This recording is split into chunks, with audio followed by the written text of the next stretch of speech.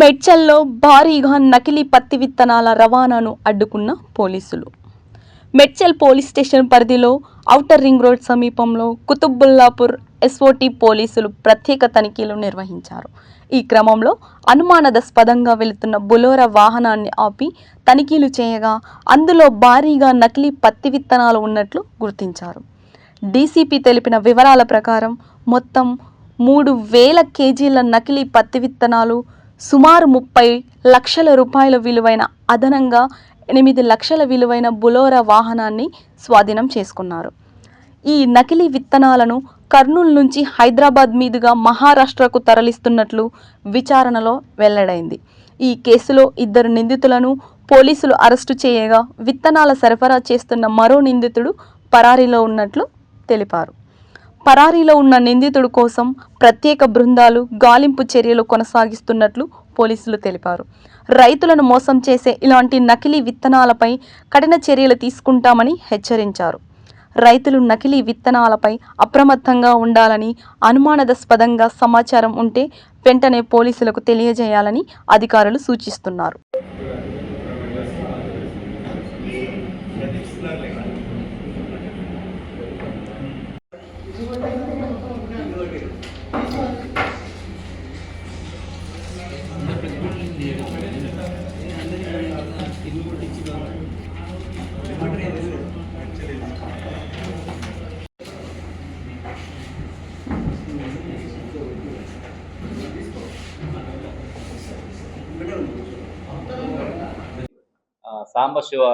సాంబశివరావు ఇతను main supplier. ఇతను absconding లో ఉన్నాడు. ఇప్పుడు మనం ఎవరైతే వెహికల్ ఓనర్ అనుకుంటున్నామో అతను తలారి రమేష్, నర్సింహులు, ఓనర్ వెహికల్ నర్సింహులు, ఈ డ్రైవరు తలారి రమేష్.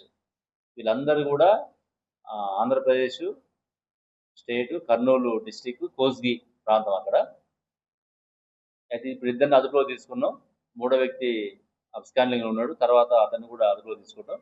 దీని మీద కన్సర్న్ సెక్షన్స్ మనకి ఐపీసీ అయితే 420, ఇప్పుడు బిఎన్ఎస్లో 318, అదేవిధంగా essential commodity act, seeds act, environmental protection act, ఇవన్నీ కూడా యాడ్ చేసి ఈ ప్రీవియస్ కేసును కూడా చేసి ఇతను నార్మల్గా అయితే ఇవి బిలో 7 years పనిష్మెంట్ ఉన్నాయి, కానీ మనం వీళ్ళ యొక్క ప్రీవియస్ బ్యాక్గ్రౌండ్ కూడా ఉంది కాబట్టి దీన్ని అన్నింటినీ కూడా మనం యాడ్ చేసి రిమాండ్కి పంపే విధంగా మేము ప్రయత్నం చేస్తాం.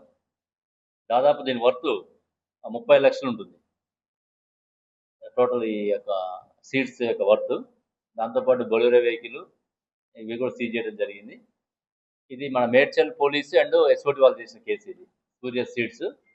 రెండో కేసు ఇది జీడిమె సైబరాబాద్ పోలీస్ కమిషనరేట్ పరిధిలో కుత్బుల్లాపూర్ జోన్లో ఎస్ఓటి మరియు లా అండ్ ఆర్డర్ కలిసి 2 కేసులు, ఇంపార్టెంట్ కేసులు డిటెక్ట్ చేయడం జరిగింది. ఒకటి సూర్య సీడ్స్. మనందరికీ తెలుసు, తెలంగాణ రాష్ట్రం ఏర్పడ్డ దగ్గర నుంచి కూడా గతంలో మన అనేక ఈ పత్తి రైతుల విషయంలో కానీ, మిర్చి విషయంలో కూడా చాలా వరకు రైతులు మోసపోయి పంటలు దిగుబడి రాక చాలామంది ఆత్మహత్యలు చేసుకున్న సందర్భంలో గవర్నమెంట్ దీని మీద స్పెషల్గా ఫోకస్ చేయడం జరిగింది.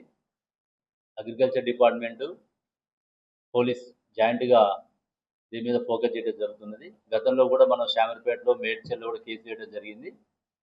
ఇప్పుడు ఇక్కడ నిన్న సాయంత్రము కర్నూలు నుంచి ఒక బొలెరో వెహికల్, అందులో నకిలీ పత్తి విత్తనాలు లోడ్ చేసుకొని మన శంషాబాద్లో ఓఆర్ఆర్ ఎక్కి ఎగ్జిట్ 6 మేడ్చల్ దగ్గర దిగి వాళ్ళు నాగపూర్ పోవాలి. వాళ్ళ ప్లాన్ కర్నూలు నుంచి నాగపూర్ పోవాలి, మహారాష్ట్ర. మనకి వచ్చినటువంటి ఇన్ఫర్మేషన్, ఎస్ఓటి వాళ్ళు ఇన్ఫర్మేషన్ తోటి మన ఎగ్జిట్ 6 దగ్గర ఇంటర్సెప్ట్ చేసి పట్టుకోవడం జరిగింది. ఆ పట్టుకున్నప్పుడు అందులో చూస్తే వాళ్ళు క్యాబేజీ, ఇంతకుముందు చాలా సందర్భాల్లో కూడా మనం చూసినాం, గాంజా కానీ ఈ ఫేక్ ఏదైనా సరే ట్రాన్స్పోర్ట్ చేయాలన్నప్పుడు కూరగాయలు కానీ, పాలు కానీ ఏదో కవరేజ్లో వాళ్ళు చేయడం జరుగుతుంది. ఇందులో కూడా క్యాబేజీ బయటికి కనపడేట్టు ఇన్సైడ్ ఈ బస్తాలలో మీరు అక్కడ పెట్టాము.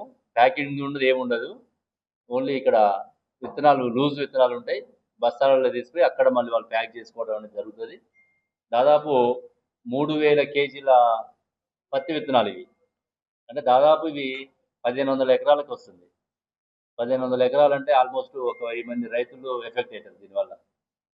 అంటే ఎంతమందిని మనం ఇబ్బంది పెడుతున్నాం అనేది చూడాలి. గతంలో వీళ్ళ మీద కేసు కూడా అయింది. సూర్యాపేట జిల్లాలో ఇదే టీం మీద కేసు కూడా అయింది.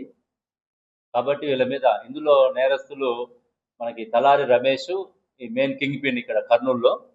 ఇతను నర్సింహులు అనేటువంటి వ్యక్తిని అప్రోచ్ అయ్యి ఆ బొలెరో వెహికల్ ఓనర్ అతనికి 30,000 కిరాయి ఇస్తా నీకు పోయి రమ్మని చెప్పేసి అంటే, నార్మల్ కిరాయి అంత ఉండదు.